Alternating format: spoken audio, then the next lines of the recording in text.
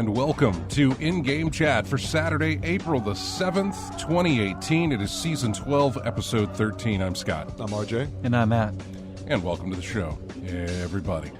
We are back to normal on this episode. Phone lines are open where you can get in touch with us at 334-272-9228, 334-272-9228. You can go to ingamechat.net for all the links to get in touch with us.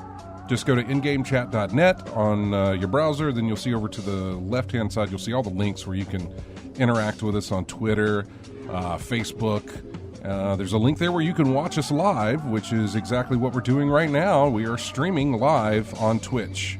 Head over to twitch.tv and then type into the little search bar on Twitch's page, In-Game Chat. You'll see us. You'll find us. Then you can watch the show live while we broadcast, and you can join in the chat room live while we broadcast as well. Things are back to normal. Let me get this out of the way very quickly. This is where I use the clapboard to make the clap sound so I can sync it up when I edit the video later.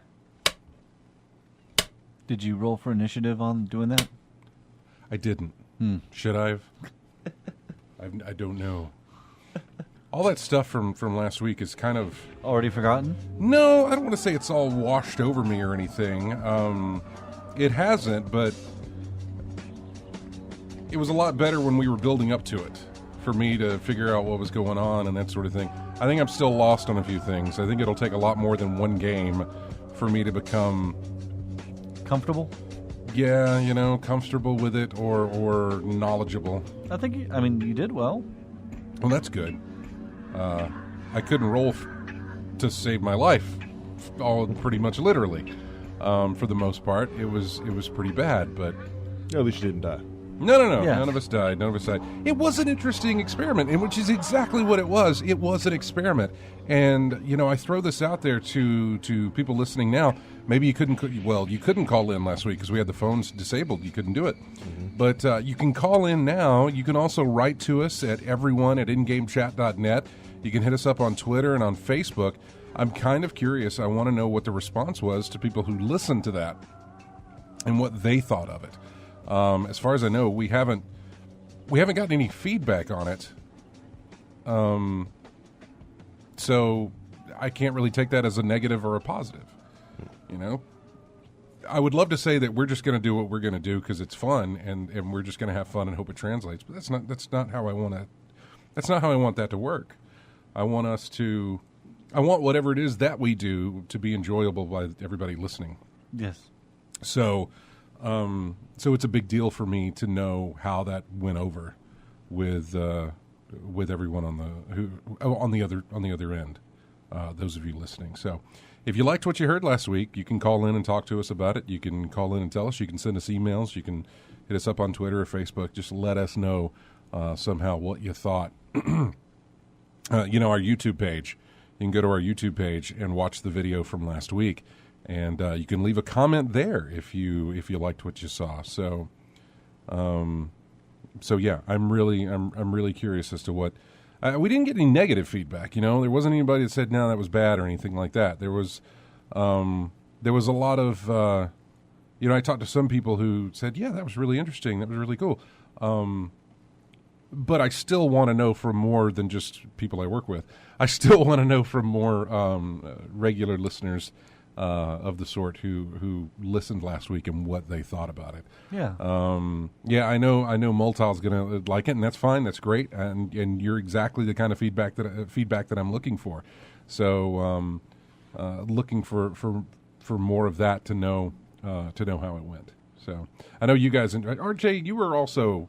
It was the first time for you as well, right? As it was for me. Mm-hmm.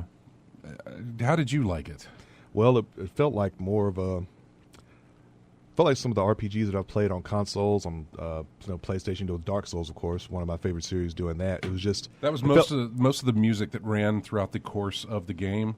Right. Was from Dark Souls 3, I think, and then the battle music was something completely different.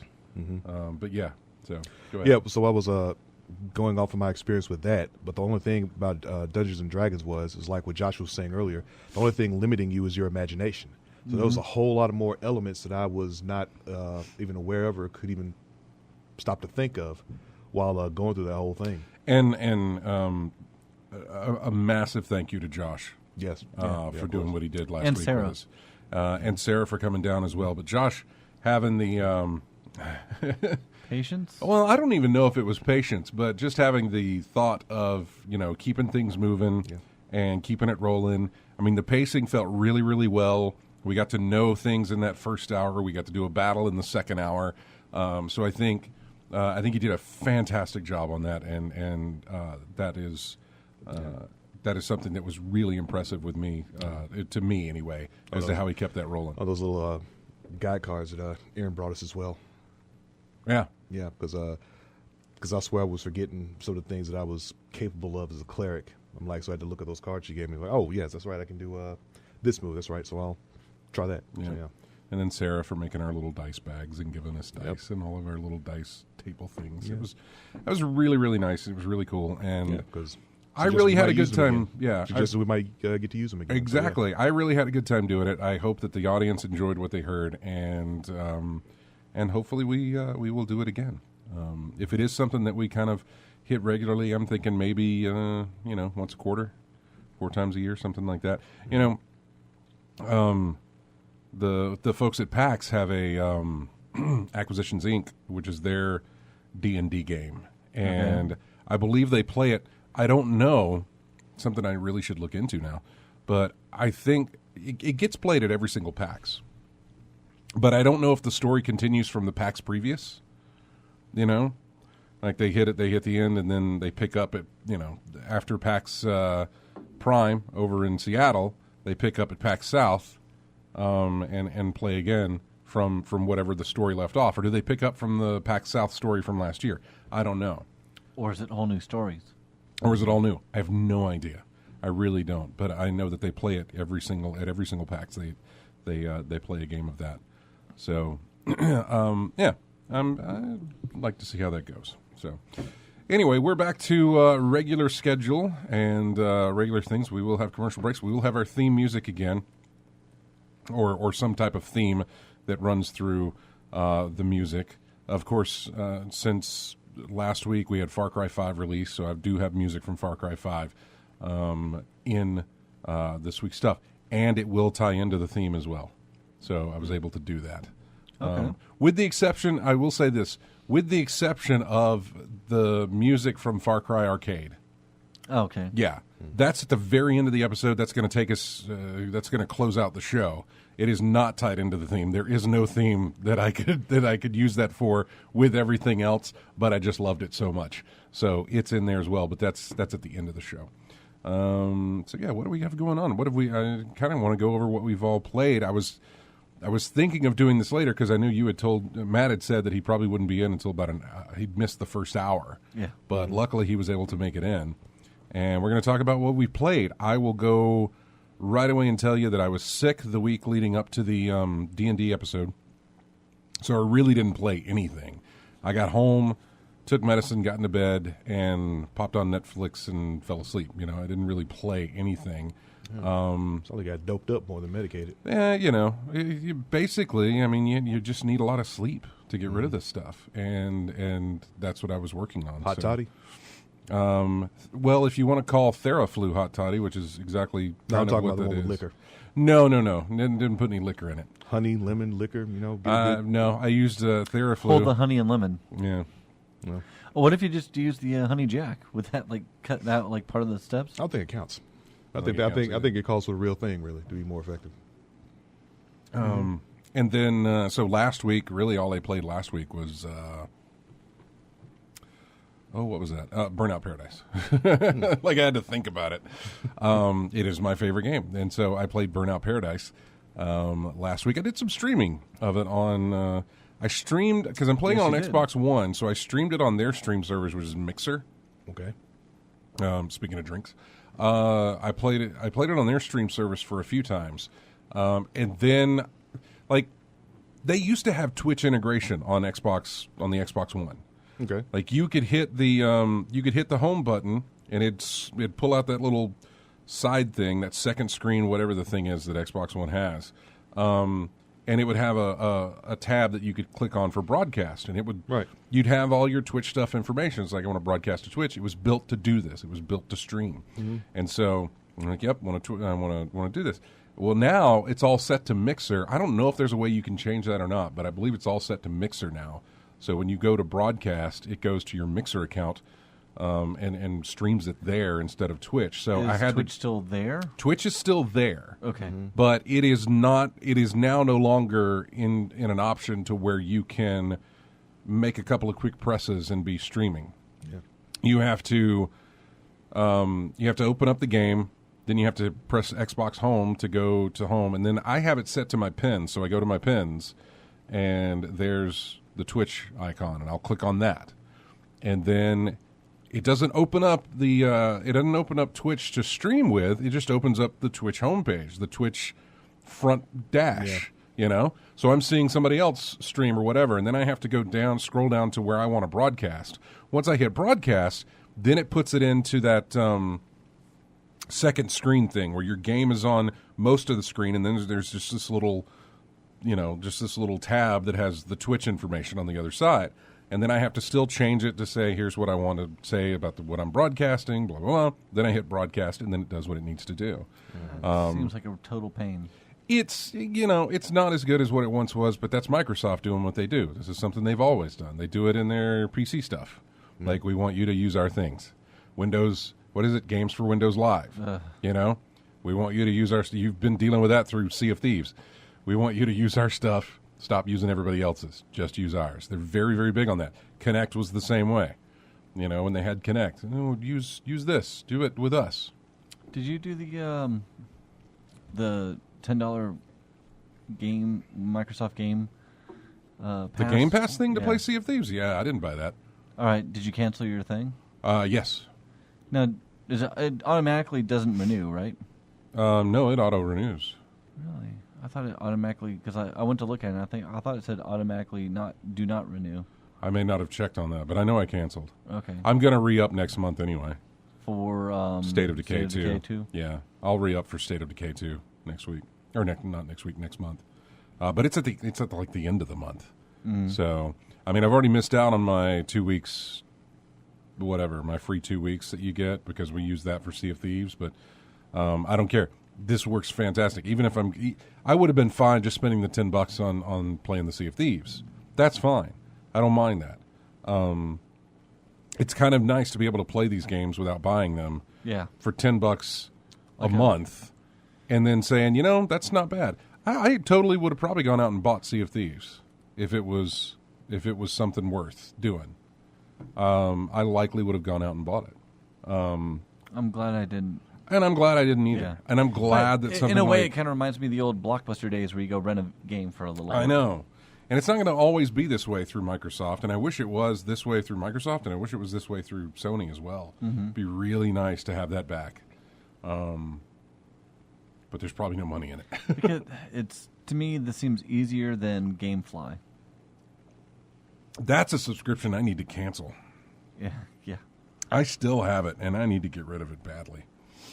I need to find all my games and send them back. I still have Last of Us Remastered sitting in the house somewhere. Oh, wow. Don't they charge you or something if you don't return it after a certain amount of time? No. Your account's still open. They only charge you if you close your account and don't send the games back. Then they'll charge you. So how many you got to look for? I've already found. I think I found all. What I haven't found is Last of Us Remastered. I don't know where that one's at. It's somewhere in the house, probably sitting in a case that's labeled something completely different. Where I took it out of the PS4 and was putting something else in, And just put put it it in in the that empty case, and then everything. Because that's what happens, right? Yeah. You take that out, About you to put it say. in the case of whatever game you're putting into the system, and then you play that game for a long time, and then when you get a new game, you open up your new game, you take that out of the thing, put it in that case, and then everything just kind of leapfrogs over itself. I say you find it in a movie case. It's likely. You got to go back to basically find patient zero. Yeah, really. Yeah. I know. And that's a long way. That's a long way out because that's been out for a while. I can't remember the other games that I have out. I've already found the others though, and they're waiting to be sent back. Your account should be able to tell you anyway. No, it does, and I Yeah, just so- haven't been there in a while. It's depressing to go there and be like, God, I really need to use this service or get rid of it, and I never do. And when I do go there, it's like I should get rid of this service. Oh wait, I still have a game out. But yeah, I really need to do that. So, yeah. Anyway, played Burnout Paradise, streamed Burnout Paradise. I am now working on getting my Elite license, which is to do all 120 some odd events. I am down to having around 79 or 80 to go in the events. So I still haven't found all the events yet. You still have to find all the events by driving around, and they're all at intersections. Anywhere there's an intersection usually is an event. I dread doing the burning routes. Those are the time trials. I've never been a fan of being timed to get from one place to another. Nope, don't like it. But yeah, so that's all I've got left, and that's what I've been doing. On to Matt. So You're going to talk about Far Cry, aren't you? in a minute. Okay. So 2 weeks ago, when after the show, Yeah. not the one before the D&D, remember I talked about a game from my past I really loved, Flashback, Right. and Because we looked it up on the... Yeah. we looked it up, and I was like, oh, that looks really fun. it was on sale on Steam Yeah, for yeah. like $3, $4, Somewhere whatever. around 3 to 5 Something ridiculous. bucks. Around. But it was the remastered version, so I went ahead and bought that. Okay. And I played a good bit of that. And actually, you could play the original. They have like the original in there or the new remastered. And I was like, oh yeah, this is a lot of fun. I really enjoy that one. The art is really pretty. And How about the animation? Because the animation was stellar back then on the Yeah. original. So how's it compared to this one? yeah, it works Top well. level? Okay, Yeah, yeah. works well. So played that and everything. So really enjoyed that.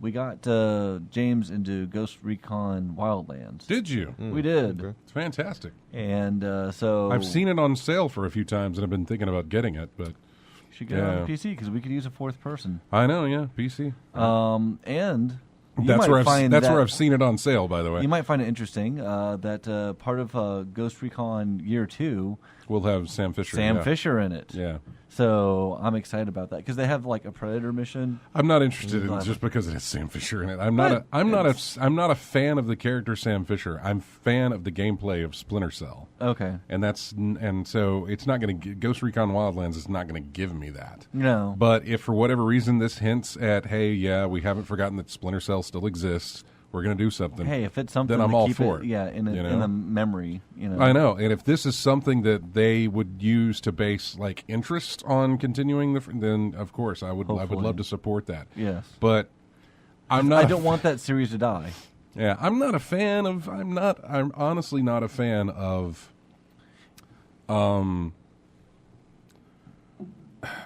Like so take Uncharted for a second. I know we're getting way off topic, but take Uncharted for a second, and they decide to go in a different direction and not use Nathan Drake.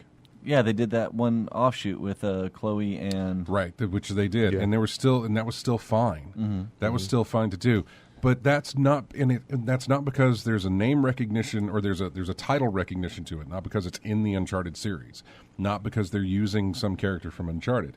They could come up with a completely new character if they wanted to and threw it in Uncharted. it's the game mechanics and the gameplay. It's the story. Well, for them, it's the story. Okay, the story. You know, for them, it's always the story. So it's like, are they still going to do this? in the way that they've done it before, then yeah, I'm still there. And I kind of go back to obviously Amy working on it. Is Amy doing the direction and the writing and everything else? Then I'm right there with her. And so I'm the same way about like Splinter Cell. Not always attracted to the story of Splinter Cell, but the gameplay and the mechanics, yeah, it's the most fun stealth I've had, and it's the most fun multiplayer stealth I've had when James and I were doing some co-op missions together. So I'm curious if they incorporate that stealth mechanic into the Ghost Recon world. And also notice that they got Michael Ironside back to voice that character. Yeah, because he was the voice in the preview. And again, there's the other thing. A lot of people were all whatever whenever Arkham Origins came out, and it wasn't using Mark Hamill. Well, that and what's the other guy's name? Troy Baker. No. Oh, Kevin Conroy. Kevin Conroy. Okay. Yeah. It wasn't using Kevin Conroy, and it wasn't using Mark Hamill, and I said I don't care. None of that matters to me. I'm not going. First off, they did fantastic with the voices, and that's fine. But I'm there for the story and the gameplay, and I've learned this over time by watching a lot of animated Batman that doesn't have Kevin Conroy or Mark Hamill. Like the movies and stuff. Yeah, all the animated films that DC keeps releasing that doesn't have. Some do, some don't. A lot of them don't. Yeah, a lot of them don't have Mark Hamill and doing Joker and Kevin Conroy doing Batman. A lot of them don't have that. And it doesn't throw me off one bit. I'm perfectly fine with it. So, yeah, I learned not to become attached to my voice actors. And honestly, not to become attached to anything that doesn't have any value to giving me what I get from these games, essentially. If Criterion Games, as they are now, make another Burnout that feels like the previous Burnouts, granted, that team has changed massively. Yeah. So I'm good. If they can still capture if they can still capture what they used to do, I'm right there with it. But and that's based on the mechanics, the gameplay, and how they get that right. So not on the fact that, that team's gone, man. I think there's maybe 2 people still there who worked on Paradise, still with Criterion. So that team is, yeah. So, yeah, that's fine. That was something else that a lot of people complained about when Blacklist released. Yeah, there was a different voice actor instead of Michael Ironside. Yeah, I was like, it doesn't matter. It doesn't. If that stops you from enjoying it, then what? It stops from enjoying it, but sometimes it can be glaring. If happens if you're used to a certain voice, a certain tone, a certain whatever inflection coming out of a character, and that changes, because different actors will play the character differently. I've also gone through, and here's another thing that shows off my ability to adjust with change. The Muppets. Okay. Lot of staff changes gone through. A lot of voice changes have come and gone with them. And all they have to nail is the character. They don't have to necessarily nail the voice. You get it close, obviously, with some. Fozzie's got to sound like Fozzie, right? Cookie Monster's got to sound like Cookie. Right. But you've still got to nail the character of that as well. Yeah. That character, that persona has to be heart. Yeah, exactly. Yeah. And that matters a lot when it comes to, obviously there's different factors here, and we've gone way off topic, I understand. Yeah, whatever. There's different factors to doing that. Mm-hmm. I was talking about mainly for Uncharted, it's the behind the scenes, people writing the stories and the game mechanics. When you talk about the Muppets, it's like, well, you got to have your vocal representation has to be something very close to that character, but you still have to nail that character. Does it matter to me who's doing the puppeteering? I have no idea. No, it doesn't. As long as they can get the character right. So there's differences that come with that, and yeah, I'll get off my soapbox now. I'm sorry. I've interrupted you like 17 times now. That's fine. Continue.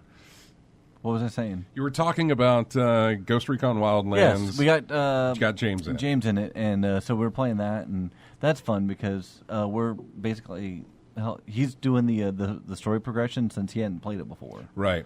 So Kevin and I are just hired guns. in a I way. played it on that 2-week demo thing, I think, or ever how long it was. I played that. Was it a beta thing? I don't know It what was a beta. Honestly, I don't think that gave me a proper feel for it because I was like, yeah, it was all right, it was fun, whatever. But playing it with Kevin was completely different, where I just really enjoyed it. Well, when we jumped in and I got to play it Yeah. with you, I think I got to play it with you and with Yeah. Kevin during that beta. I think maybe even Jeremy was in that. Was too. Jeremy in it too? I don't remember. I thought. But it was But yeah. still, it was still that was still enjoyable. I just didn't think we'd all ever be able to make that happen for us. And that has become, working around schedules is always going to be a difficulty. And it was also full price back then too. True. Very cheap now. Yeah. Where, like Kevin and I have an agreement where if both of us are on, and like if James is available, we'll play Ghost Recon. If he's not, then the two of us will just continue further into Far Cry. Mm-hmm. So that being said, Kevin and I played some Far Cry, All right. and I've done a lot on my own too. We'll get into the Far Cry discussion here in a bit. I'm going to Yeah. get over to was that pretty much wrapped up for you? And get over to RJ and get his before we take this break. Yeah, spent most of the week playing MLB The Show. I'm in Diamond Dynasty mode. I'm still building up my team, calling them Montgomery Spiders. Started doing some work Okay. on the logo and things like that, and trying to get everything right. Why the spiders? Because it was a nice logo, and I spent making it in MLB The Show 17. Fair and I enough. just kept it over. Oh, okay. Yeah, so Could you import that from the you can previous import save? you can import stuff from previous saves in the game. Yeah, so if you had something That's from cool. from the show 17, you can pull it over into 18. Yeah. and keep things going. Or you like can start that. over from scratch if you like. Yeah, more games should do that. If you Yeah. have something, if you know it's going to be bought year by year, have something that can carry over. Yeah, with especially you. when you're doing these sports titles. Yeah, Yeah. totally. Other than that, learning how to hit better. Basically, I was trying all different types of camera views and things of that nature, trying to get the best setting I could to hit the ball better, because that was my problem. I was having a really losing record, like 6 games under 500, because I couldn't hit. I could pitch fine, I just couldn't get enough hits to get my offense going. So I just started tweaking stuff and looking all around and doing all that stuff. So it was pretty enjoyable when I finally found one that actually started working. And I started putting a couple of wins together. So I Yeah. kept doing it from there. Only thing is, though, I've worked my way up to all-star level, and now when you win, you get points. It builds up your rank, and you can go up the leaderboard. Now at all-star level, I'm noticing that if you lose a game, you start losing points. So you better be on your P's and Q's on that game if you want to get up in level, because you don't want to have anything like errors or poor hitting or poor pitching knocking you down, because it's going to cost you points in your rank. How is it better from last year? Graphically, looks the same to me. Some of the animations are a little better, things like that. Something that I've noticed is that the way the fielders are controlled in the game are a little stiffer. So you can't be all willy-nilly with the control when running to a ball, because sometimes you'll have to, if you try to make a sudden stop and go to another direction, your player on the field will have to stop and turn. He'll be off balance and awkward trying to run that way. So you want to make a smooth path to the ball. So you got to be careful doing that. A little more realistic, Yeah. so to speak. Other than that, more Street Fighter V, of course, learning matchups and things of that nature. Also play a little bit of King of Fighters 14. They're going to have a DLC pack coming out, I believe, this coming Thursday. Some fan favorites are coming back. Hydern, Oswald, a new character named Najd, and the biggest of the bunch that just recently announced it is Blue Mary. So they're going to bring her back in the fold. So we got 4 characters coming out on Thursday. So I've been playing a little bit of King of Fighters 14 to get reacclimated to the system and the gameplay. And I played something from the PS Plus free games for April. Trackmania Turbo. Oh yeah. I was playing that a little bit. So I got through the first 10 races of that. I don't know if I've picked up the April games yet. Yeah, what was it? Mad Max and Trackmania Turbo, I think. Yeah. Yeah, I think I picked up the ones for Xbox Live Gold, but I don't think I picked up the ones yet for PlayStation. which Plus. I haven't. I'm now logging in now to do that, actually. Yeah, Mad Max I put in the library because I think it's like 30-something gigs. Yeah. Yeah, and Trackmania Turbo is much less than that, so I went ahead and put that on the system. I love Trackmania. I have loved Trackmania since I imported it way long time ago. for PC. Because it was not getting any kind of. This was before Ubisoft had any ownership of it, and Yeah, it was the first thing I noticed, that big Ubisoft logo, man. It was a long time ago, man. I did that, and also a game called. Well, I did that with 3 games actually. I did it with Trackmania. I did it with Sniper Elite, Okay. which the devs were really impressed when I showed them that at an E3 because I brought my box for them to sign. Right. And then also a game called. It's called Balance, but it's spelled BALL, because you operate You're in a ball. It's very You move a ball around these different puzzle areas, and you can change the ball to be wood, steel, or something else that's very light. I was about to say rubber. No, something that's very light. So it Glass. Yeah, I think so. I think it was glass. I think it was wood, steel, and glass that you could make. You could make the ball. I can't remember what it was, but it little fantastic little puzzle game. So, all right. Well, we are going to take our first break, and then when we come back, we will get into We'll get into Matt's opinion on Far Cry, and tell us what he thinks about it. He's the only one of us who's playing this. I just did not have any interest in it. I watched a lot of gameplay videos and just did not have the interest. All right. There with it, but I'm eager to hear what he says about it. Our first song comes from Far Cry 5. You will not be able to get any kind of idea on what the theme is going to be off of just one song, but there was a lot of good music from that game that when I was trying to listen last night and go through different songs to pick. This one's called Our Country Made a Promise, and we'll be back with more of In-Game Chat right after this.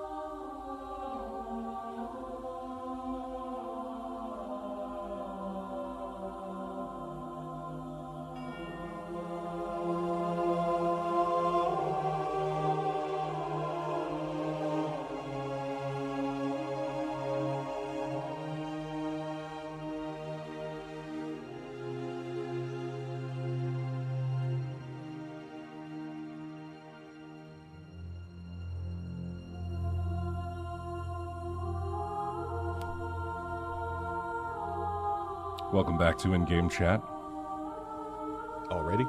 Yeah, no. No, this is for a commercial for something else. I'm just talking over.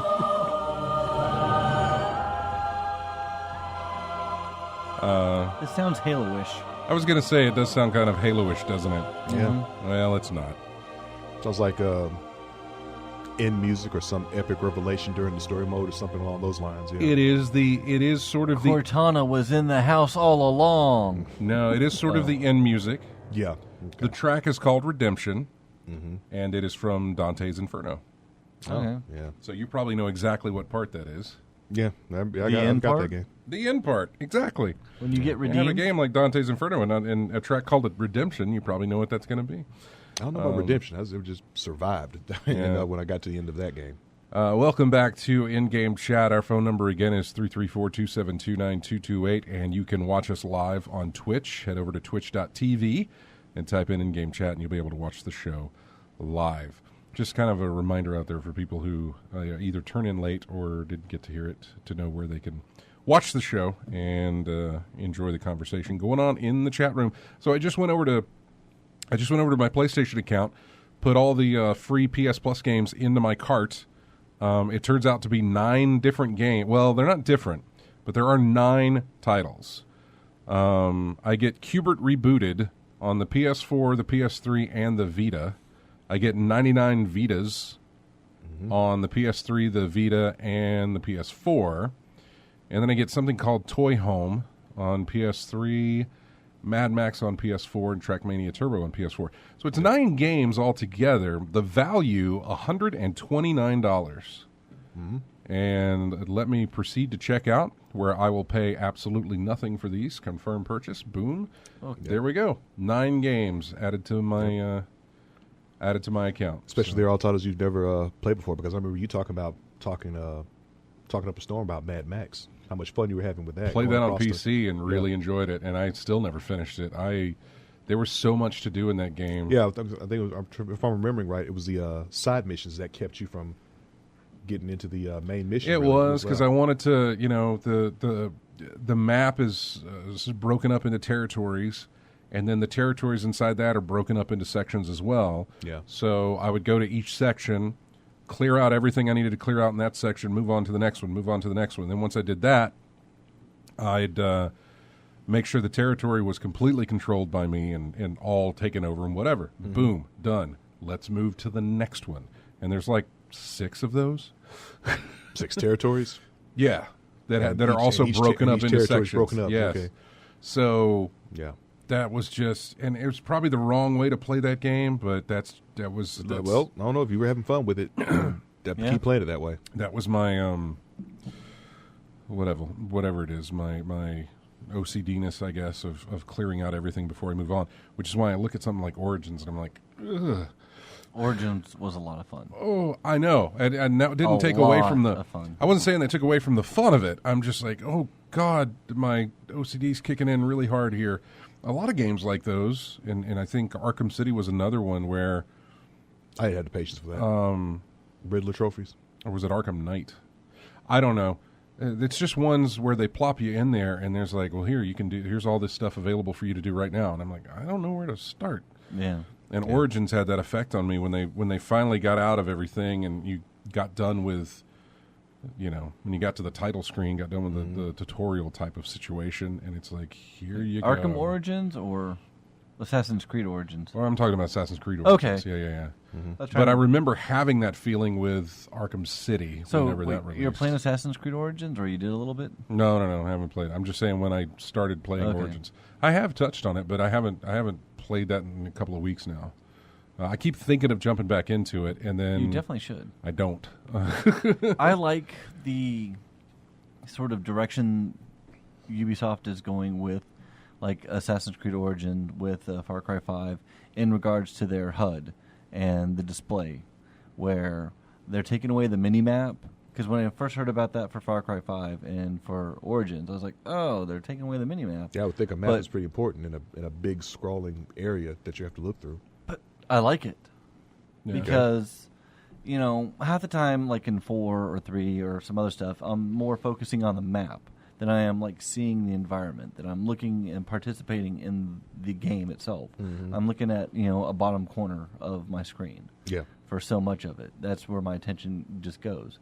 Whereas Origin and Far Cry 5, what they do is like on at the top of the screen, they'll have like a compass. Mm-hmm. And then they'll have, like, as you get closer to certain items or certain places, it'll start to show like a little icon in the compass. So as you're traveling around, like, notice, the compass says over here. I think like Far Cry, Fallout 4. Yeah, kind of like that. Where you're like, oh, look, I know I need to go this direction, but this is showing something's over here that I could get my attention to. Well, I guess the map thing works really, especially in some games. In some, it's left off. Like, give you an example, Grand Theft Auto. Mm-hmm. If you're in a city driving around, you definitely need a map or something in the bottom of that. Or but to the best of my knowledge, even in Far Cry 5, that out in the openness of Montana, without having a mini map and everything, like when you're driving your vehicle, if you have a waypoint set, it'll have like the little highlighted route along the road, so you know when to turn or whatever. But the way that they do the information in this is, as you're exploring around the world, you'll run across a sign that says, bears in this area, so that way there's bears to hunt in this area, and that icon will show up on your map when you open up your map. Or when you're just talking to people out in the world, they're like, hey, did you hear about, old man so-and-so? He's had trouble with this, and then that'll become a side quest. So you gain information and quests and stuff more, I think, organically. Okay, so... And I like it. Over here in the conversation, it'll pop up on a list of stuff you can do? Yeah. Okay, all right. And then in the map, it'll actually have an icon, because you heard about, this place over here. Yeah. Or, they'll say, hey, so-and-so has a stash of weapons over, at this cabin. You might want to check it out. And so that becomes a point of interest for you. So I like how they do that. It's really taken a lot of the clutter away from the screen, so you could just look at everything. I think it's a pretty game. Both Assassin's Creed and Far Cry for different reasons. But I think and even Ghost Recon, I think that has its prettiness. But I've been enjoying Far Cry 5 a lot. How far into the game are you? I've beaten one of. How's the whole thing laid out? So you have like the main protagonist is Seed, the bad guy. I forget his first name. I don't know. They call him Father. Yeah, the father. Yeah, he's the main protagonist that you're supposed to go basically arrest because you're a deputy. Now I know how the game starts out. I'm just there you have like in the map. It's sort of divided up into 3 areas. Okay. If you don't include the small island that's your like tutorial island. Right. In the top part is one of the lieutenants, Jacob. In the southeast is one of the lieutenants, Faith. In the southwest is the lieutenant, John. Mm-hmm. Joseph Seed, is that? Joseph Seed, okay. Yeah. Yeah. And so I've actually defeated one of the lieutenants, John. When you defeat a lieutenant, do you take over that section? Do you become, or does that sort of turn green on the map type thing? In a way, yeah. I could still. There's still enemies in there, but their presence isn't as heavy as. Really reminds me of Crackdown. The first Crackdown was divided up into all these different the areas. It was divided up into different areas. Each area had like a captain, right? Yeah, and then each captain had a bunch of different lieutenants. And so if you could go directly to the captain and take him out if you wanted to. Yeah. But the problem with that was that the lieutenants would show up with a bunch of backup to do this with. If you eliminated the lieutenants first, then the backup would be less. Well, this one you can't go straight for the father. You have to basically do either story missions or cause enough mayhem. Right, yeah, I understand. To get the attention of the lieutenant. Mm-hmm. Then you take them out. And then take out the other one, and then you build up to, I guess, the final confrontation. But like I said, I've taken out one lieutenant. I'm close to attracting the full amount of attention for Faith. Yeah. But I've been exploring the entire, here and there and everywhere around the map. They do upgrades a lot differently, which I like. Mm-hmm. Whereas in previous Far Cries, in order to upgrade your your satchel or how much ammo you can carry or whatever, your wallet, you have to skin X number of animals and you have to go hunting X number of times. Okay, so the currency is pelts and hunting trophies, things like that? For this, what it is, even in the perk system, right, you had to unlock perks to do just normal things in a way. Like you had to in previous Far Cry games, you had to unlock the perk to take down a person, or the perk to do the carry someone, or to loot after a takedown, or just like or to reload while you're running. Wow, you need a perk to loot someone During a takedown. So if you take down someone, it'll be an automatic looting of them as well. Okay. In previous Far Cry games, Assassin's Creed had the same thing where yeah, you could unlock a perk that just automatically loots people after you take them, take So- them out. or- So you wouldn't have to actually do the contextual hold the button and yeah. loot Or them. another one in the previous games, you had to spend a perk point to make it where if you're using a sniper rifle, you could reload while you're still looking down the scope, right? Which to me just you should be able to do that. And Yeah. in 5, you could do that, where the perks seem to be more geared towards, reloading your gun faster or handling more ammo packs or, the black market or stuff like that. But, the sort of little things like, looking down your scope and reloading or reloading while you run, that's just from the get-go you could do all that, which I really appreciate. So now, in order to get money, you still hunt and everything. And there's like one spawn point in particular where you could go and you could just sort of farm some creatures. And you could hunt them and then you turn them in. And so I've got like plenty of money where I'm just like buying top end gear, vehicles, airplanes, stuff like that. And that's been a lot of fun. I have over half of my perks unlocked. And you actually get perk points by playing the game. So if you kill X number of people with this weapon, you'll unlock a couple perk points. If you fish if you catch this kind of fish, you'll unlock perk points. If you just stuff like just normal gameplay stuff will get you the points. Are we talking about Fallout level perks, like a vast array of different things you can pick There up are perk wise? 50 points, 50 perks altogether. 10 of them relate to your guns and fangs for hire, and other ones, depending on, the other 40 will be various things like you could get a parachute, a wingsuit.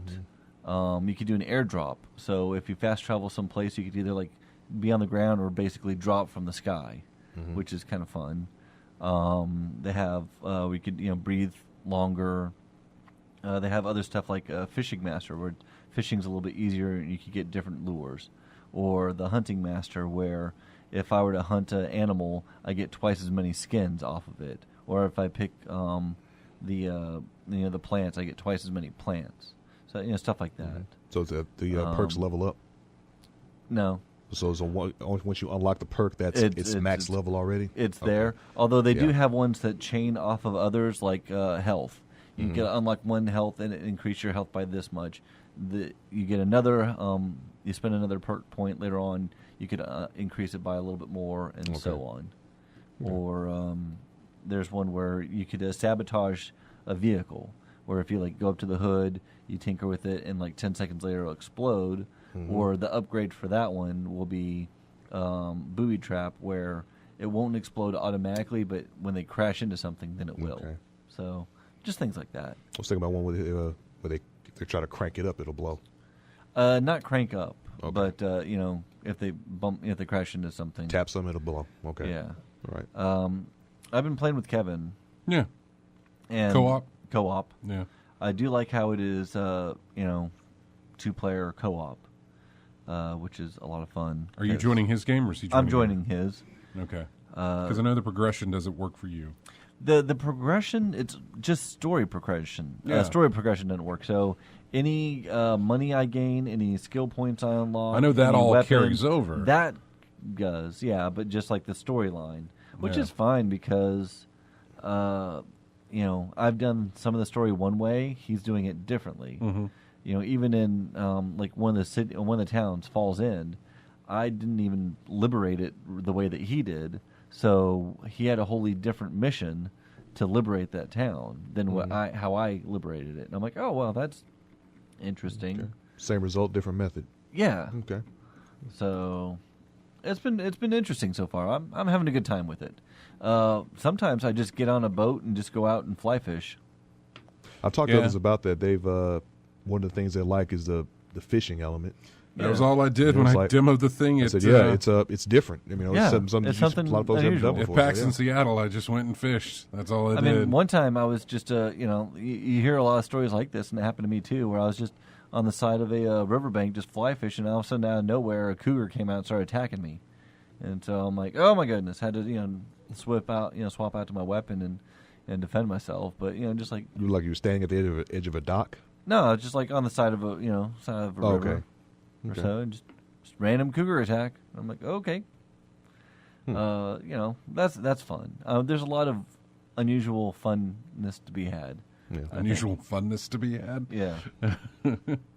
Yeah. Well, I'm glad that you're enjoying it because it's not for me. I might look into that. It's not. I mean, not for everyone, but I mean, It's not, no. I've enjoyed the previous Far Cry games. Mm-hmm. I'm enjoying this one. No, that's good. Yeah. I'm glad that you are. Like I said, it's just not. It just did not appeal to me. So, we're going to take a break in just a second, but we've got Chris on the line, and we'll go to him. Hey, Chris. What's going on? Not much. What's going on with you? Pretty much the same thing as Matt. I'm enjoying Far Cry 5 as well. Good. Mm-hmm. I mean, I'm totally. You guys can enjoy it. I don't. That's fine. It doesn't bother me at all that anybody gets enjoyment out of a game. It just, when I look at it and when I see gameplay and things like that, I just, for whatever reason, I am not feeling the call to play that game at all. So when it's cheaper, I might pick it up. I don't know. Okay, because you didn't get the Steelbook. No, I didn't. Yeah. No, I didn't get the Steelbook. So So and I haven't checked this week to see if any prices have gone down on that Steelbook. I'll have to give it a look. and you don't have to have played the previous games 1 through 4 to No, get, not so at it's all. not one of those. Far series Cry or is anything like always that. Far Cry seems to be a very anthology type series where it's just completely different every time. They make references, like little like offhand stuff. Like one mission, you're helping out a movie director, and he's filming a movie about Blood Dragon, which was the standalone thing for 3. Mm-hmm. Or there's a cave in one of the caves has cave paintings, kind of like in Far Cry Primal, Mm-hmm. but it's not a direct, I'm trying to think of reasons why it just didn't appeal.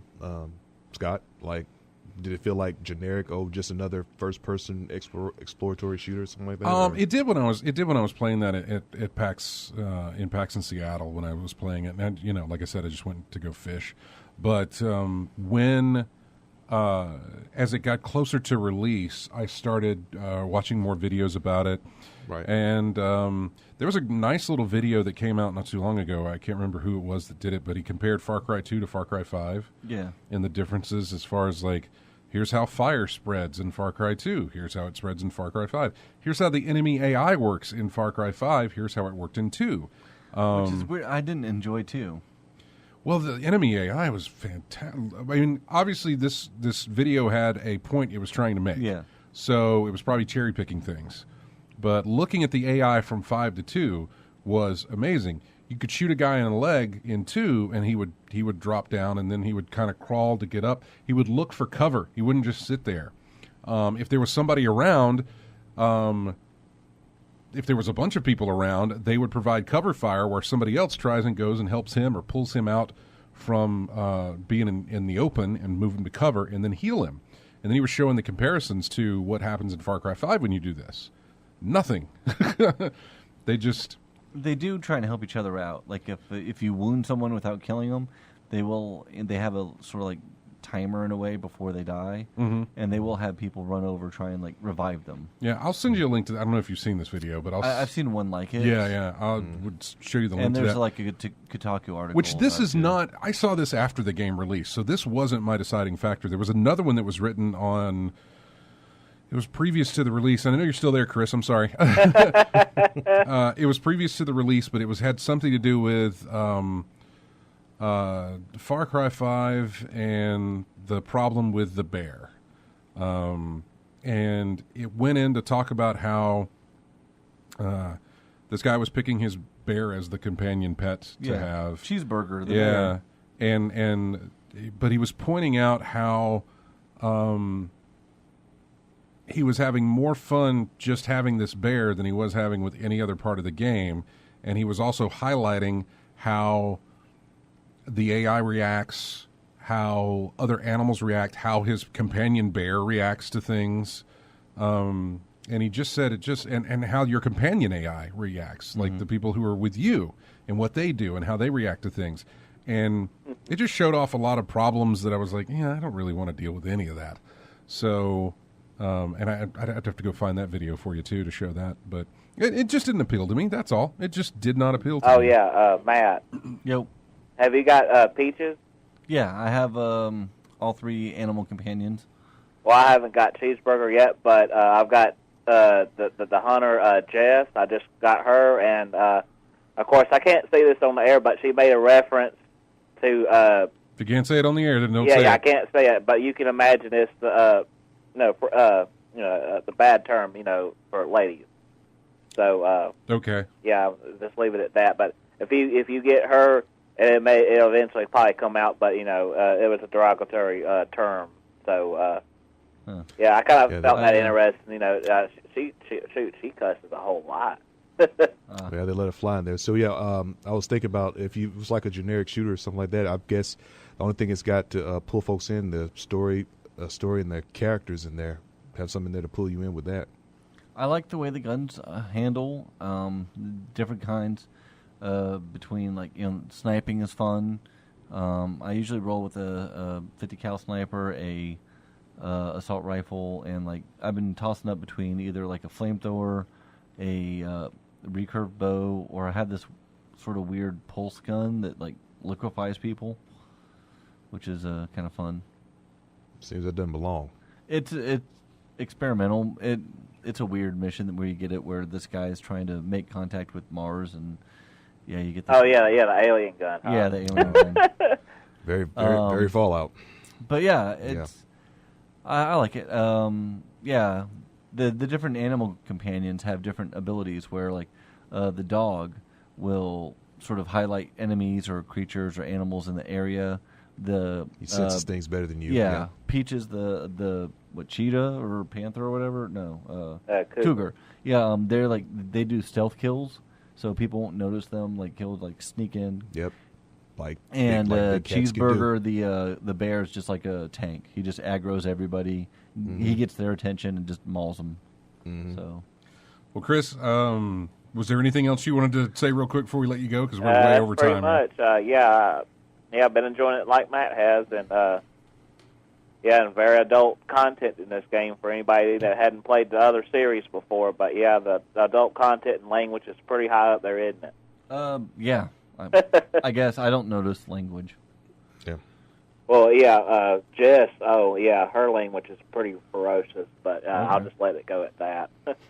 Well, Chris, we appreciate you calling in, man. All right, y'all have a good one. You too. Take care. Bye.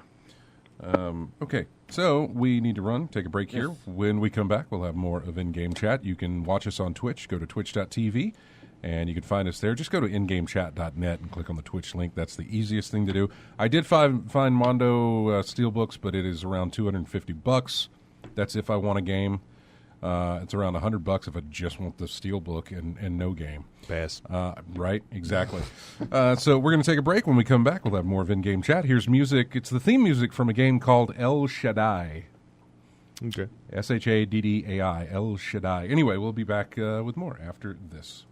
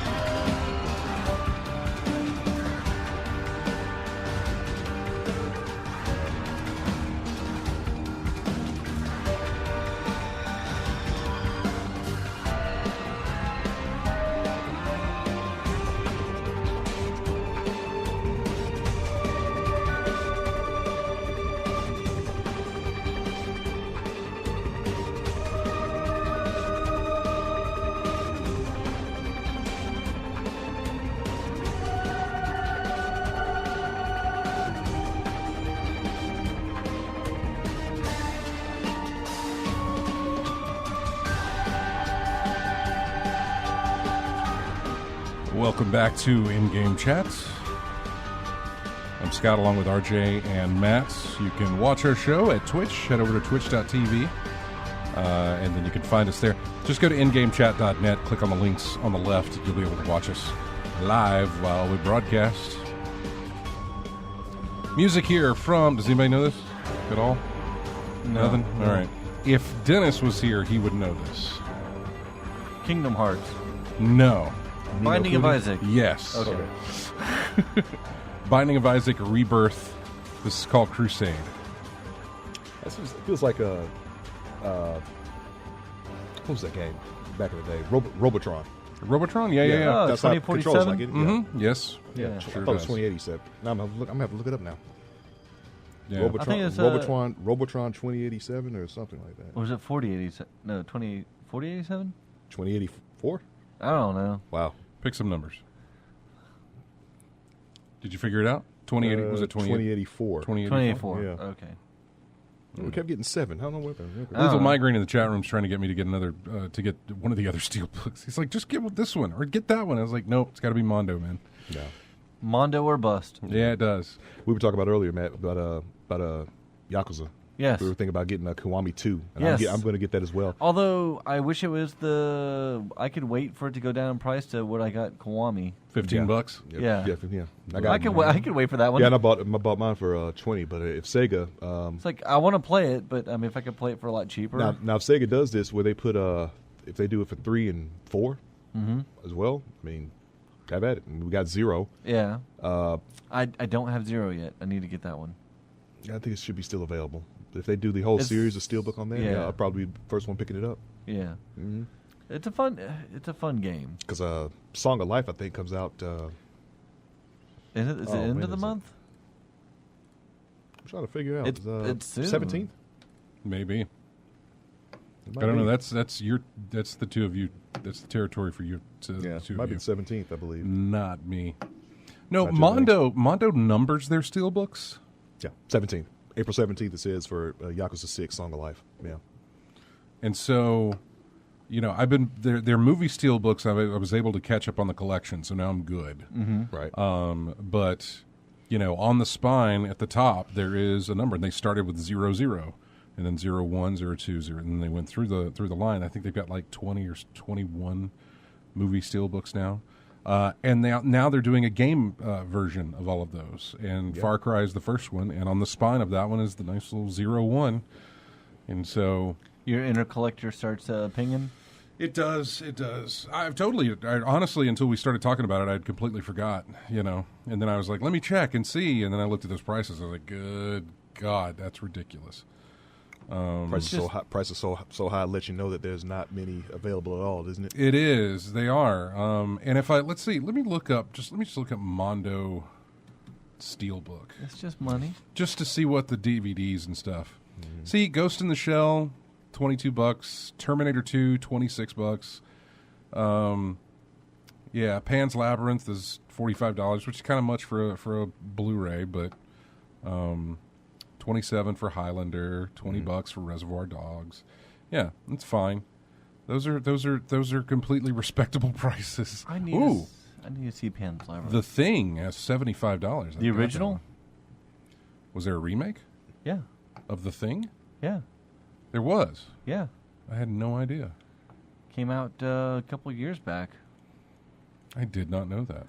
It was a remake, prequel-ish thing that leads up into the Was thing. it called The Thing? Yeah, it was called The Thing. Yeah, 2011. 2011? Okay. 2011 sci-fi horror film directed by Matthias Van Hengingen Jr. Yeah, that's the dude. Based on the novel Who Goes There by John Campbell. Yeah, it's Weird. it's a prequel to the 82 film of the same name by John Carpenter. Yeah. Oh, So it's neat. The Thing and The Thing.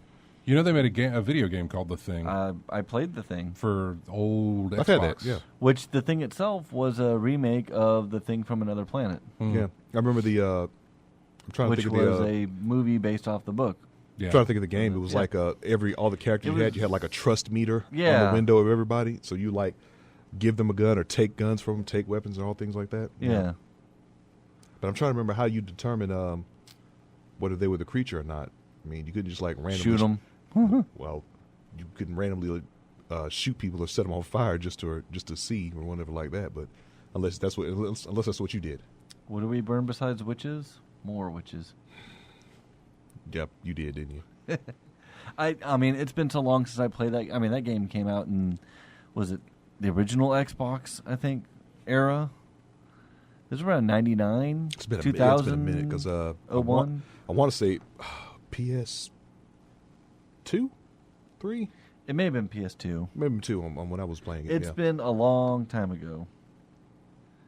So, yeah, I don't really remember. I just remember I had it. I think I still have it on disc. I just, I think I still have it on disc as well, somewhere in my old CD wallet where I put all my PlayStation games in. So yeah, I should do that. Yeah. Yeah. Anyway, so yeah, just I'll keep an eye on it and see if I can find one that kind of drops in price. I honestly don't even need it to have the game in it. It's a download code anyway if I'm getting it for PC, but at this point I'd get it for whatever I guess platform. It wouldn't matter. Yeah, I guess it's just old fashioned. I'd rather have the disc. I know a lot of folks do the digital thing nowadays, but I just prefer them to have the disc. I'm good either way. When I was going to be picking it up, I was like, I'll just get it for PC, because I was going to play it. But at this point, I don't really care if it's whatever. Just want the steel. So. What else? What do we have on our? I have a lot of new because it's been like 2 weeks. yeah.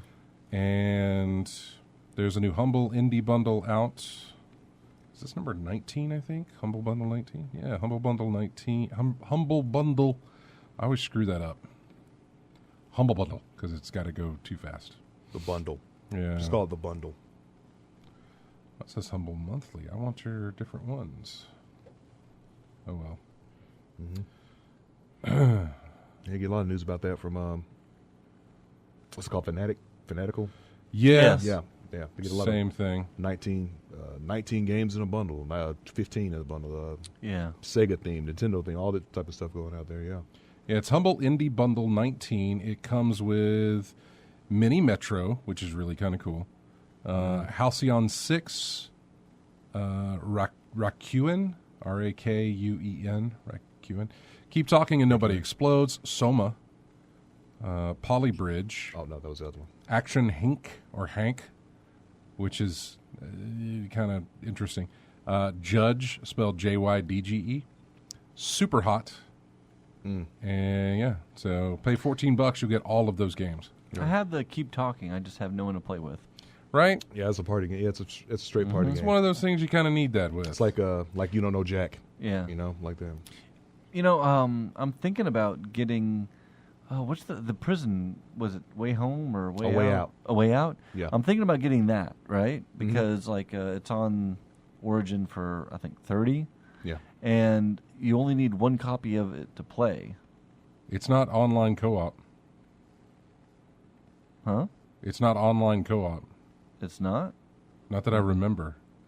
I don't recall it being that way. Maybe it is, but I know it's split screen. Yeah, it's split screen. Yeah. But it is like completely split screen. Because I was thinking that I mean, why would you need? If it's split screen, why would why would why would it be a thing of like you only need one copy to play? Obviously, if it's split screen, then I think you're right. It is online, but it's still split screen. Yeah, it's split screen. Because I was thinking about like Kevin and I were talking about like us both. No, throwing you're in, right. It is like, online co-op. I remember Okay. thinking that was strange. You're right. Yes. But yeah, we're talking about like both of us throwing in like 15. One person getting a copy of it and then like both playing it. Yeah, you could do that. You could totally do that. Which if it's yeah. Yeah, I'm going to tell you, it is split screen though. Even if you're just I don't playing, mind that because yeah. I think it's designed that way so that we could see what you they're have doing. to see what they're doing. Yeah, exactly. So yeah. You do have to see what. But they're that might doing. be a fun thing to do with someone. I'm getting text from PAX East is going on right now. Oh, is it? Yes. It's a 4-day event there. They start theirs on Thursday though, unlike the PAX Prime, which goes Friday, Saturday, Sunday, Monday. Okay, it's East Thursday is going through Sunday? Thursday, Yeah. Friday, Saturday, and Sunday. Yeah. Usually times things like that we call it Thursday, the day before because Is it a in, lot of things start on Friday. We call it Thursday day 0. Yeah, You yeah. get there early and just start having a good time anyway. Is it in Boston? Yes. Okay. It's in Boston. So let's see.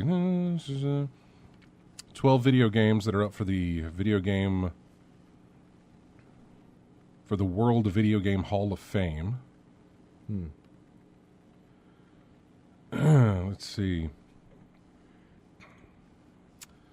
The 12 finalists for this year's World Video Game Hall of Fame are Minecraft, Okay. Metroid, Tomb Raider, The original, I'm assuming. of course, yes. The original, yeah, okay. Yeah. Half-Life, Call of Duty, Asteroids, yeah.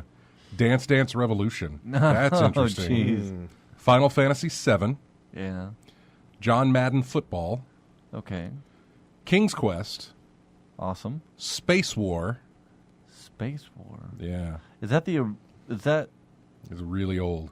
I mean, like, Space War, is that the original one that they were playing in the college before, like, Nolan Bushnell, and he's like, oh, Probably. I don't know. I know Space Invaders. I never heard of Space. I think Space War. it was just like on a weird round, screen, and Yeah. it was like little dots, and No, that's yeah. what got Nolan Bushnell in. I mean, if I could show you this picture here, it's exactly what you just described. Okay, Yeah. then yeah, that's like the first computer game. Yeah. And Miss Pac-Man. Yay! Yeah. Yeah. All those, I think, are well deserved. Good in different reasons. Yeah. I don't know which one will win. I don't know when we'll find out. Does it say? Winners will be announced on May 3rd. Are there different categories, or is it just one of them will go into the Hall of Fame? The Strong Museum opened public nominations for the World Video Game, and the organization receives thousands of entries. The winners, which are voted on by journalists and scholars. Prize no Legend of Zelda. Yeah. Legend of Zelda, I think, is already in. Yeah, it's already Legend in of there. Zelda is already in there Okay. from previous years. 'Cause I was gonna say like Tetris and Zelda and Mario. Tetris is already in there. and Mario. Mario is already in there. The So, all right, original I don't- Pac-Man's in there. Pac-Man is in there. So, how did they say how many are going to get in? Is it just one or? The how many will they pick? Let's see. New games being recognized. This is the fourth World Video Game. You can see the existing. It doesn't say. Yeah, just How says many will be inductees picked? will be announced during the ceremony. Yeah, but it doesn't say how many Yeah. of these will make it in. Because like for me personally, one of them I would pick Half-Life. Okay, who votes on this again? Not us. Journalists and who else? What does it say? What does it say? Journalists and scholars. Scholars. Yeah. Okay. It's journalists and scholars. The three games with the most votes will make up a Three. ballot that will be considered alongside those from the previously... Oh, okay. New for 2018 is the Player's Choice ballot, which lets fans vote on which games they think are most deserving. The three games with the most votes will make up a ballot that will be considered alongside those from previously mentioned journalists and scholars. Games are recognized for a number of criteria: icon status, longevity, geographical research, or geographical reach, as well as impact on design and development on other games, pop culture, and society. For full details, click this link. It's the fourth World Video Game Hall of Fame class. I mean, Tomb Raider would definitely have the impact. That and Minecraft. Yeah, the previous I'm ones: thinking World of Minecraft would, Warcraft, yeah. Tetris, Super Mario Brothers, Street Fighter II, Space Invaders, Sonic, The Sims, Pong, Pokemon Red and Green, Pac-Man, Oregon Trail, Legend of Zelda, Halo, Grand Theft Auto 3, Doom, and Donkey Kong. So, I don't know how many you're gonna. I don't know. I don't know how many they select. If you had to call three of them right now, what would you? Yeah, if say? you had to pick three out of that, what would you pick? Half-Life. What are the others? Okay, let me There's see. Minecraft, Metroid, I got this here. Asteroids, Call of Duty, Dance Dance Revolution, Final Fantasy VII, John Madden Football, King's Quest, Miss Pac-Man, Space War, and Tomb Raider. Half-Life, King's Quest, and Madden. RJ, do you have any that you would pick on it? Out of I that? agree with you on Madden because they get. That Despite the fact, I don't despite play the- it, but I know the importance of it, and I know, the impact is what it started. Yeah, the only thing that has a more higher impact than that is FIFA Yeah, worldwide. Matter of fact, is FIFA in the video game?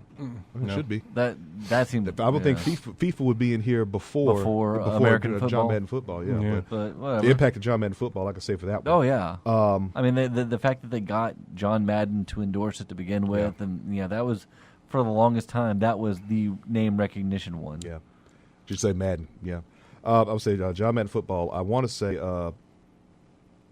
Final Fantasy VII because the impact of that. I mean, That's a people big just one, always yeah. there's always been. I always say that was the pinnacle of Final Fantasy was that one, Final Yeah. Fantasy VII. So 1, 2, and I'm having a toss up between. I'm having a toss up between Minecraft and Call of Duty.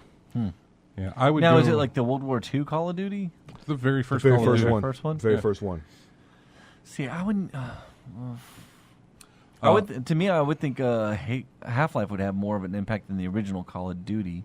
That I don't know about Half-Life Because because Half-Life is Call just of the Duty desire 1 for having the Huh? thing to be continued, really. The only thing I hear about Half-Life is a desire for but 3. That's but all I where hear about it. Half-Life, when it came out, before that, first-person shooters didn't have the story.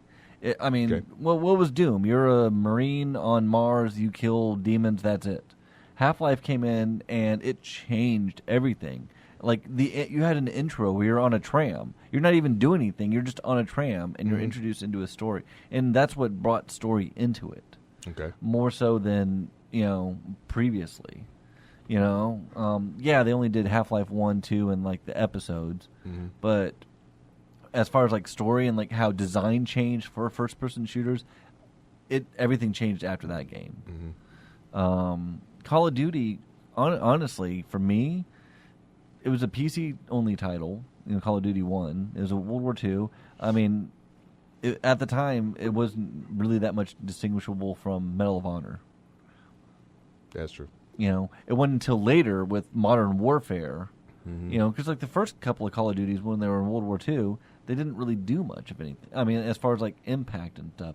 When you got into Modern Warfare with like the multiplayer, that's when it took off. That's when you got that all right, people started taking notice because it went not just on the PC cross-platform into the consoles and stuff, and that's where that really hit its importance. The first one was just, I mean, it was a fun game, but it was, I mean, as far as like that, my opinion. Yeah. My picks would be. I kind of agree here with what Lethal Migraine says, is that Miss Pac-Man should be grouped in with Pac-Man. Yeah. So I really Yeah. kind of I agree would with that. I would have done Miss That's why Pac-Man over Pac-Man. That's why I said asked if Pac-Man was already in there, because if Pac-Man's Yeah. already in there, I don't think there's a shot for Miss Pac-Man going in Yeah. there. Well, it should. I mean, I don't know, but are Pokemon Red and Green, were those two separate? Red and Blue. No, this is Red and Green. Red and green? Yeah, Pokemon Really? I Red thought it was and red and Green. blue. Yeah, I thought it was. No, wait a minute. Unless GameSpot got it wrong, Huh. which is very possible. I mean, because like the original Pokemon was Pokemon Red, Pokemon Blue, and it was basically kind of like how they do the Sun and Moon and whatever, where it's the same. I think it's the same story. It's just you have different Pokemon to get. Therefore, you have to get both of them to catch Yeah. them all. Yeah, there was a green version. yeah. But I think that was later. The original two, if I'm not mistaken. I mean, But what it's told Yeah. me here is that those were two separate games, and they grouped them together. Huh. Pokemon Red, and then there was Pokemon Green, and they grouped them together. So why they're doing Why not this with Pac-Man, Miss Pac-Man and Pac-Man? Miss Pac-Man, I have no idea. Possibly because they do have different significances yeah, to what they did. Female character. Which really was a sprite thing, and they put red. A bow. They put red in the lips. a lipstick and a bow. Yeah, and a bow. But there was also design changes too. Yeah, the mazes were different. Green and red multiple, in Japan. multiple maze designs in Yeah. Pac-Man. right where it wasn't the same way where like it was with regular.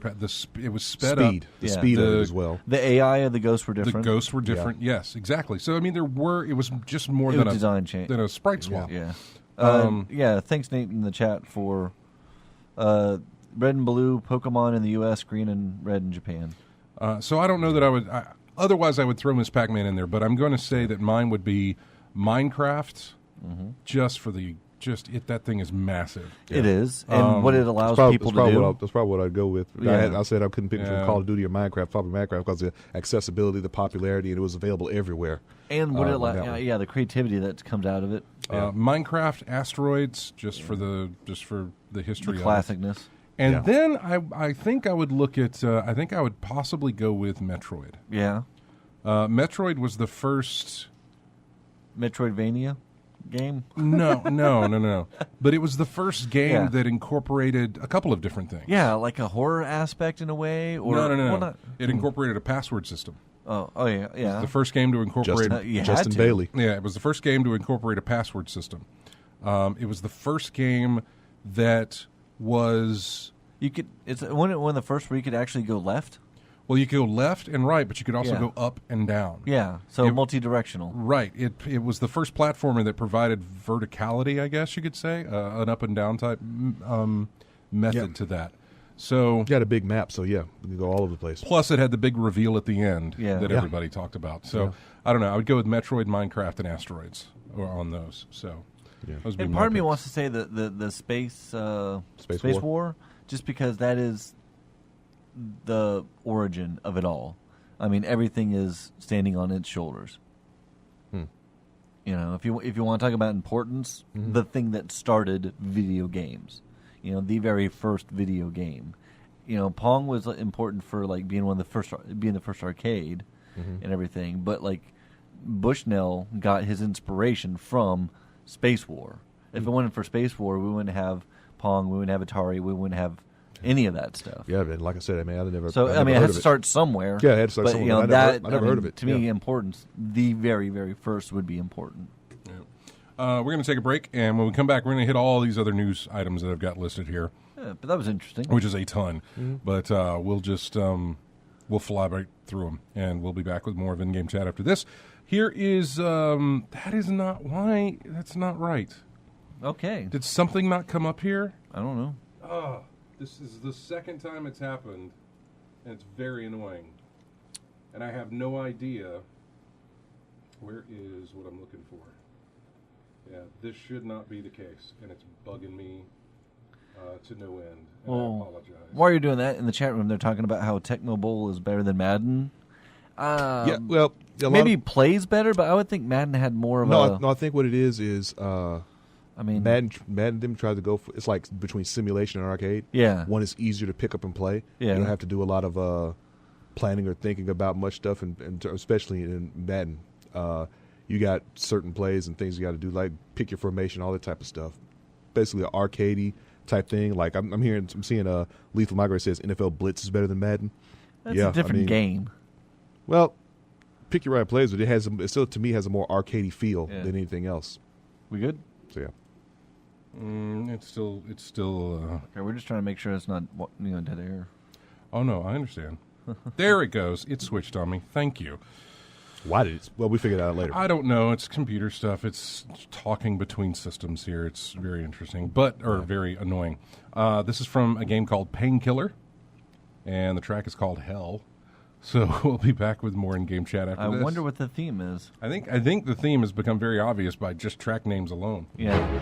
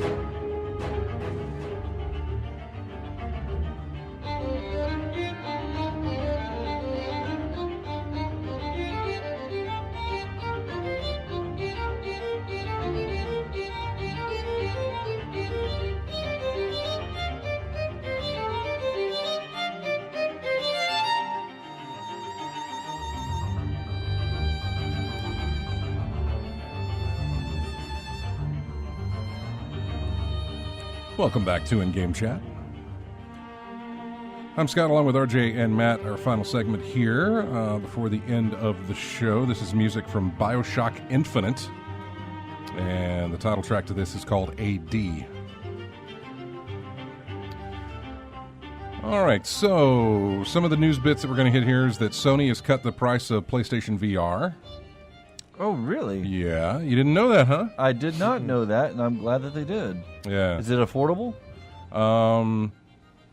The basic bundle had the basic bundle, which includes the headset, a PlayStation camera, and VR World's demo disc. Will set. Let me see here. Yeah. Let's see. In the U.S., the Doom VFR bundle has the same price as the basic bundle. It comes with everything that the bundle has, as well as a disc copy of Doom VFR for $300. Yeah.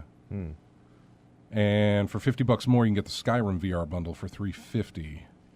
So $300 is what it is. Yeah. How much is it normally? I want to say it was $350. Oh, so they cut $50 off. Yeah, I think they dropped it by $50, which is fantastic. So you just need a PlayStation camera, the headset, and that's it? The Move controllers would be nice to have. Okay, yeah, you don't need them, but they would be nice to have. Yeah, so in my case, I just need the headset and the move controllers, really. So Yeah, because I already have the camera. yeah, I got the camera. Found it during a Black Friday sale. Just picked one of those up. Yeah. Speaking of which, did you ever get those DualShock 4s that you wanted? No. No, not yet. The price hasn't dropped yet. Yeah.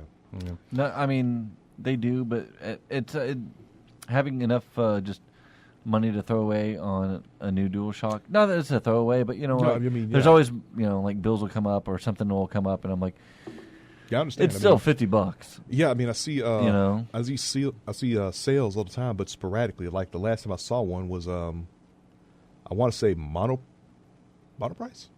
Someone had for like $40 somewhere. It was a silver DualShock 4. It still functions. Yeah. I guess. It's showing its wear and tear, age. Yeah. Yeah. Sea of Thieves had 2 million players in its first week. And in its second week? 1 week. Yeah, right. In its very first week, had 2 million players. Sea of Thieves is Microsoft's fastest-selling new IP of the Xbox One generation. It actually sold. They actually people bought the game. Yeah, no, people. I feel bad for them. Yeah. Okay. Let's that's see. right. Y'all played it on PC. Didn't you? Yeah. Okay, that's why. No Man's Sky is getting a big update this summer, and it's also going to be launching on Xbox One. Too little, too late. Yeah, is anyone playing that still? I don't know. But Xbox players will now get a chance to play No Man's Sky if, of course, they want to. I guess that exclusivity ran out. Which is interesting because I believe Sony put in money, not for exclusivity, but help for development, I think. I don't think they bought they did obviously say, look, we're going to give you this money, but you've got to be exclusive. But apparently that was timed. I did not know that it was going to be a timed exclusive. I thought it was PC or PS4, and that's it. But Xbox One players will get to enjoy No Man's Sky. Later on this month, I'll get BattleTech. Jurassic World Evolution is coming out this summer. Is that the one with Jeff Goldblum doing voice in it? I don't know. I just know it's the park creation system. He may be. I have no idea. But it releases on the 12th of June digitally, and then it releases a physical release follows on the 3rd of July. But it's a park simulator. Yeah. And it's made by Frontier, which are the people who did Roller Coaster Tycoon, and now we're doing Planet Coaster. So I think it's fantastic that they're doing imagine like Planet Coaster with dinosaurs. Yes, kind of. Yes, Jeff Goldblum is narrating key parts of your experience. Thought I heard somewhere about that. Yeah. Isn't there a game like that, like Zoo Manager, something like that? I don't know, but do you have dinosaurs in it? No, but I think it was something like that. There was Zoo Tycoon. Zoo Tycoon, Oh, yeah. Zoo I Tycoon to just replace the normal zoo animals with dinosaurs. There you go. Twitch had some layoffs over the, let's see, Level 5 CEO. The CEO of Level 5 said in the future our main titles will all be released on Nintendo Switch. Okay. Basically, in the future, our main titles will all be released on Nintendo Switch. The idea is that what we have created for 3DS will move over to Switch. Level 5, what do they do? That sounds familiar. They do, what's the...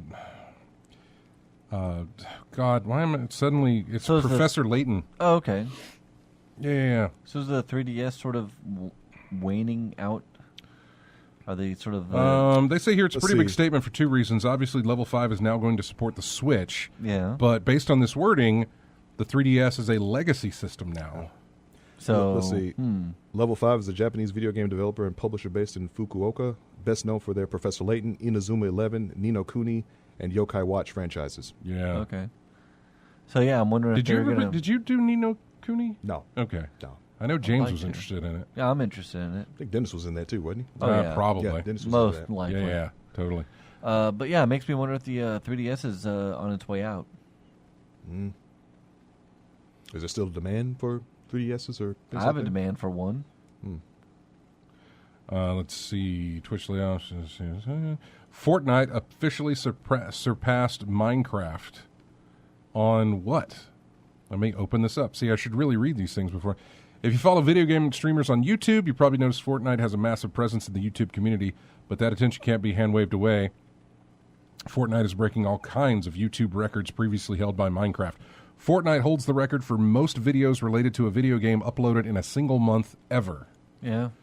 The Battle Royale tournament had over 42 million live views and set a record for biggest single live gaming stream at 1.1 million concurrent viewers. I just can't get behind Fortnite. I haven't looked at it, you know? Yeah. I haven't looked at it. I'm glad that it's there. I'm glad that it gives some competition to PlayerUnknown's. Yeah. That's the first game I think about when I see it. Which is weird because when PAX Boston was getting organized, they had PlayerUnknown there to do the keynote. And now he was doing some, again, I get the PAX tweets because I need to know when tickets go on sale. So, but that's also when they also tell us what's going on at the conventions. And so they sent out another one saying that PlayerUnknown's going to be on stage. They're going to do some live battleground stuff on stage, that sort of thing. But it seems like in between the time that they've organized that and now, that Fortnite has really taken the lead here over the whole Battle Royale gaming thing. So I am almost positive at PAX West Prime, which is the next one, that it'll be Fortnite related more than it will be PlayerUnknown Battleground related. Yeah. I'm almost positive that they'll have like the keynote from that or whatever, tournaments based on that and sort of and everything else. Spy Party is a game that has been around forever. I got into the beta with it by supporting it on web's Kickstarter. Wasn't even around at the time Spy Party was being developed. It's been at every PAX Prime in Seattle, off in the corner, in the same corner for the past I don't know how many years. And finally, after 10 years, it will be released on Steam. I believe next month. Is that? Oh no, this says next week. So this coming week, April 12th. So what's Spy Party? Somebody plays a spy, and then somebody plays an assassin. Okay. The assassin gets a view from outside the room where the spy is in, and there's windows so you can see inside, and you can. And it's like a party and people, and you have to figure out who you're trying to shoot. Mm-hmm. And then you play as the spy, and you're inside the party, and you just have to be inconspicuous. You have to not give off any kind of, you know. I've seen that years ago. Oh yeah. Wondering when it ever would come out. Well, here you go. Yeah, Finally. I'm looking at these images. It looks like And like like they a give you digital hints, like a digital version of Clue. Like all these characters in this dinner party or whatever. You just and have to didn't it like give you look at hints people. like your target has a mustache. That should not be on. Get on to me about stuff. I was going. Well, I was gonna paste this in the chat room here, but I can't find the Yeah, you got some faceless people here, and then you got folks with a lot of detail on them, whatever. link to do it. But yes, Yeah, so like you said, someone's got a mustache, and I see 4 people in this picture that has mustaches, so narrowing it down, basically, right? yeah, there's certain things that have to be done. As the assassin, you'll know certain aspects of. Look for the thing that they're trying to steal or get away with stealing is a certain object or an item. So you look for somebody holding that. There's other aspects, male, female, that sort of thing. Right. And so it's It's a big. It's a big. okay. It's a very varied list of people I'm looking at. Some of yes, these images here. Yes, it is. Wheelchair bound, male, female, tall, short. Yeah.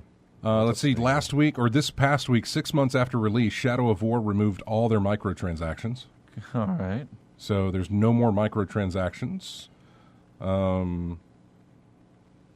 Let's see. The core, in order to fully restore the core promise of the Nemesis system, will be permanently removing gold war chests, and the market from Shadow of War.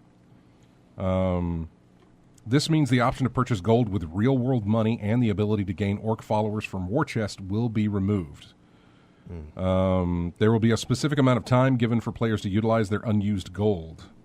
If players have unused gold by the end of the time allotted to spend it, any remaining gold will be converted to in-game items. Interesting. So, yeah, they're getting rid of it. What else do we have here? Chrono Trigger is getting a graphics patch on PC to be more in line with the SNES version. Good.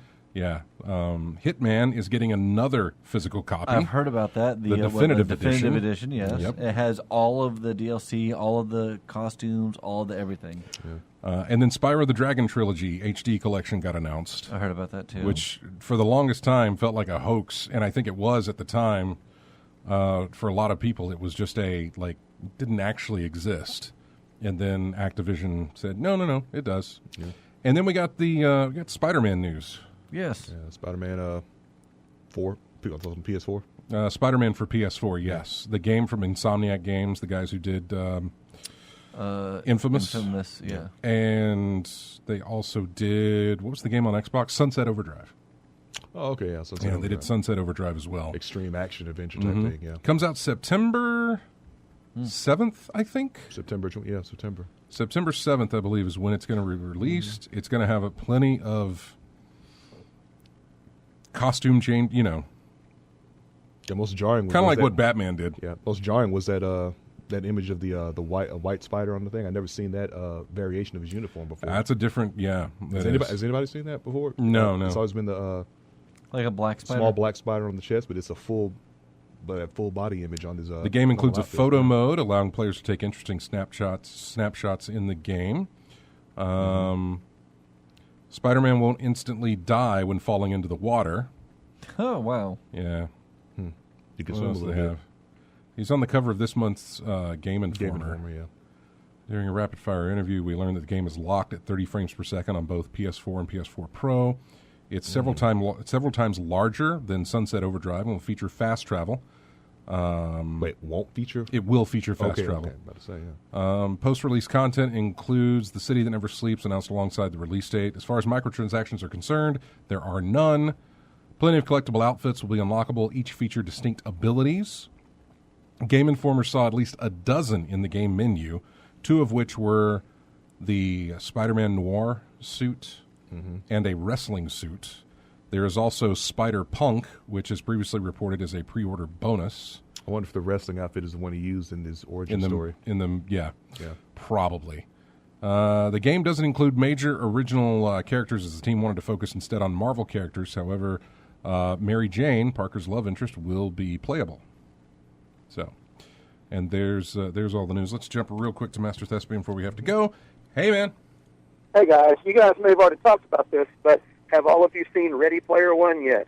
I haven't. Yeah, I have. Yeah. I saw it on Friday and loved it. I read the book twice. I loved it so much, and then it was interesting to see some of the variations between the I was the happier movie. with the variations that they did in the movie than I was in the book.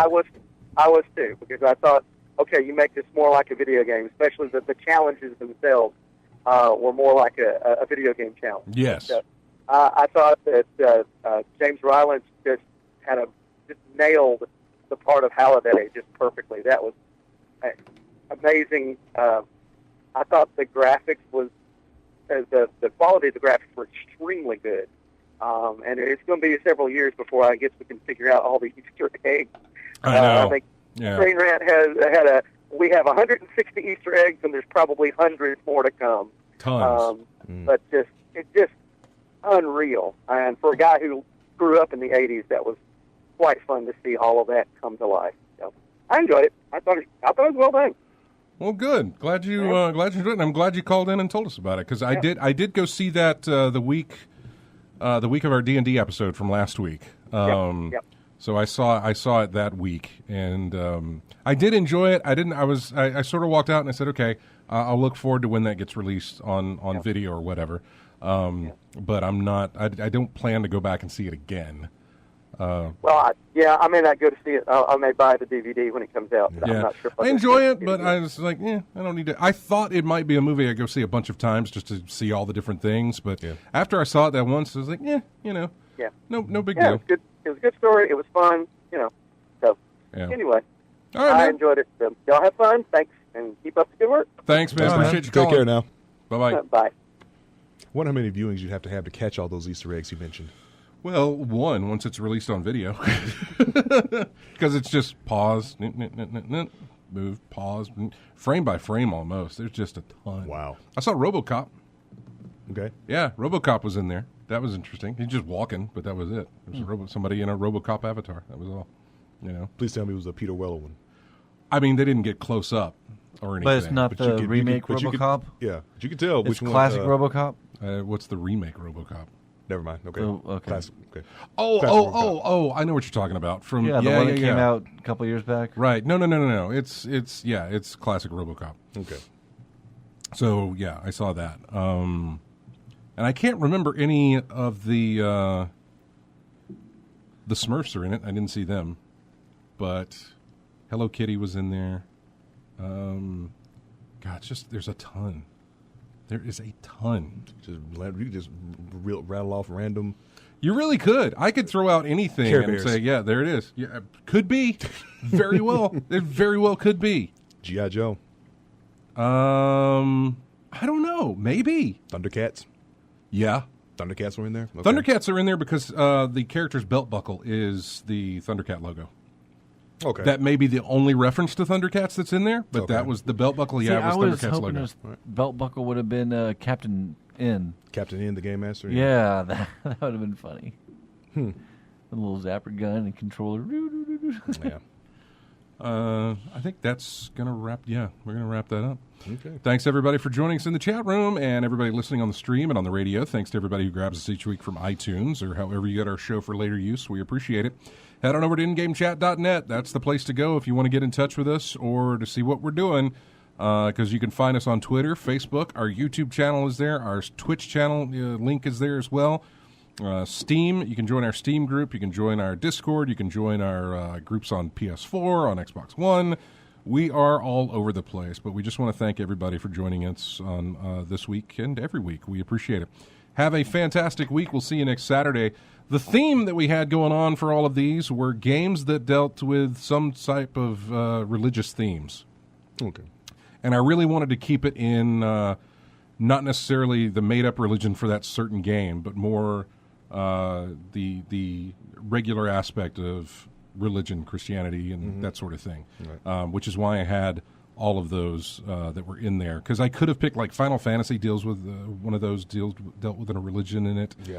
And I think Dragon Age has its own religion that it deals with as well, but wanted to keep it kind of real-world based, and that's what I did. Dark Souls. This song has nothing to do with religion at all. It's the arcade menu music for Far Cry Arcade.